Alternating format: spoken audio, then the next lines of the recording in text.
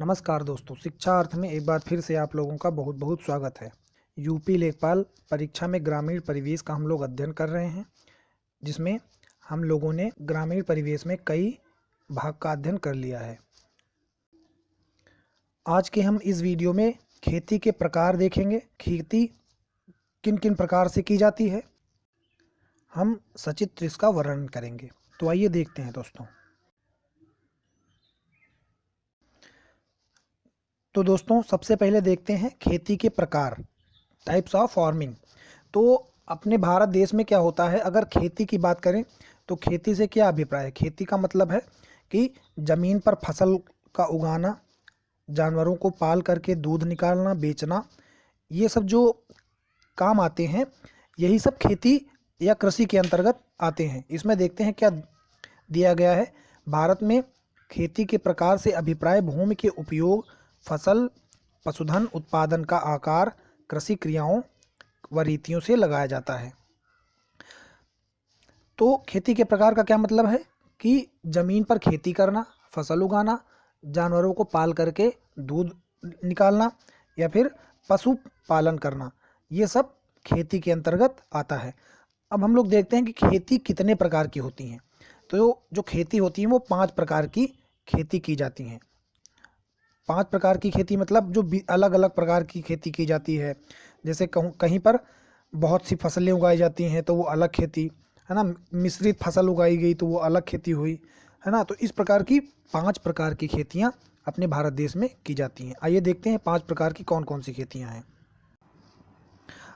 अब दोस्तों देखते हैं विशिष्ट खेती। पहली क्या है, विशिष्ट खेती। विशिष्ट खेती में क्या होता है, किसान, मान लीजिए एक किसान है, तो ये किसान क्या करेगा, एक खेत में एक फसल उगाएगा, मतलब एक ही प्रकार की फसल साल के 12 महीने या हर सारे सीजन में वही फसल रहेगी। मान लीजिए इसने यहाँ पर क्या किया, चाय की खेती यहाँ पे की, चाय की खेती की, उसके बाद बेचा, फिर से चाय की खेती वही रहती है और उसको बेचता रहता है। तो एक ही खेती को बार बार बेचना जो होता है वो विशिष्ट खेती कहलाता है। तो जो विशिष्ट खेती है वो कम से कम अपनी कुल आय का 50% एक ही फसल से प्राप्त कर लेता है। अब देखते हैं इसकी परिभाषा क्या दी हुई है। विशिष्ट खेती के अंतर्गत केवल एक ही फसल का उत्पादन बाजार के लिए किया जाता है और किसान अपने आय के लिए केवल उसी उद्गम पर निर्भर रहता है। जो मान लीजिए चाय की खेती की गई तो सिर्फ इसी चाय के उद्गम पर निर्भर रहता है। अर्थात विशिष्ट खेती से अभिप्राय उन जोतों से है जो कुल आय का कम से कम 50% किसी उद्गम अथवा फसल से प्राप्त करें। अब उनकी कुल आय का कम से कम 50% होता है। विशिष्ट खेती कौन कौन सी होती हैं? विशिष्ट खेती हैं चाय, कहवा, गन्ना और रबड़, ये सब विशिष्ट खेती के अंतर्गत आती हैं। ये आप देख रहे हैं विशिष्ट खेती का उदाहरण है, ये गन्ने की खेती दी हुई है। गन्ने की एक बार फसल लग जाती है तो 1 साल के लिए उसको काटते हैं, फिर से वही फसल फिर से तैयार हो जाती है। तो इस प्रकार की जो फसल होती है उसको विशिष्ट खेती कहते हैं। देख रहे हैं आप, सीधी सीधी नालियाँ इसकी रहती हैं ताकि सिंचान में और बीच की जो घास होती है उसको निकालने में आसानी रहती है। अगला देखते हैं। अब दोस्तों देखते हैं बहुप्रकारीय खेती। बहुप्रकारीय खेती से अभिप्राय उस जोतों से या फार्मों से है जिन आमदनी के स्रोत कई उद्गमों या फसलों पर निर्भर करते हैं और प्रत्येक उद्गम या फसलों के जोतों की कुल आमदनी 50% से कम होती है। तो ये हो गई बहुप्रकारीय खेती। अपने यहाँ ज़्यादातर बहुप्रकारीय खेती की जाती है। ये चित्र में आप देख रहे हैं बहुप्रकारीय खेती का चित्र दिया हुआ है, आप इसको देख सकते हैं। अगला देखते हैं। अब दोस्तों देखते हैं मिश्रित खेती। मिश्रित खेती क्या होती है? मिश्रित खेती में क्या होता है कि किसान जो होता है वो खेती किसानी करता है, ठीक, अपने खेतों में खेती करता है और क्या करता है, उस अपने घर के आसपास क्या कर लेता है कि पशुपालन भी करता है। पशुपालन जैसे गाय, भैंस, बकरी, भेड़, ये सब पशुपालन करता है।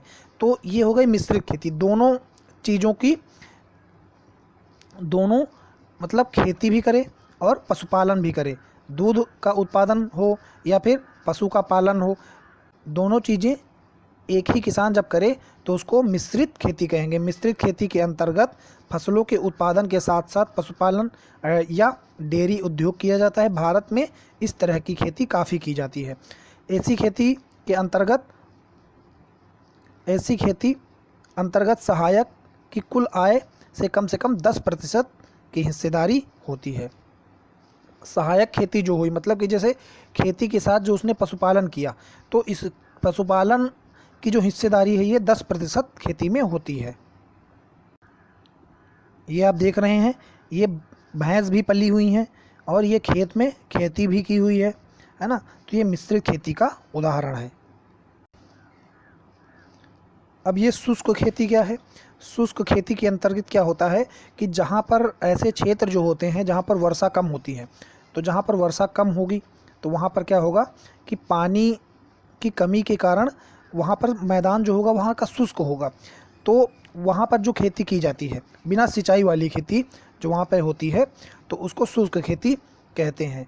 तो ऐसी भूमि जहाँ वार्षिक वर्षा 20 इंच या 50 सेंटीमीटर अथवा इससे कम होती है तो वहाँ बिना किसी सिंचाई साधन के उपयोगी फसलों का उत्पादन को शुष्क खेती कहते हैं। शुष्क खेती उत्पादन की वह सुधरी प्रणाली है जिसमें किसी निश्चित भूमि पर पानी की अधिकतम मात्रा को सुनिश्चित रखकर भरपूर उत्पादन किया जाता है।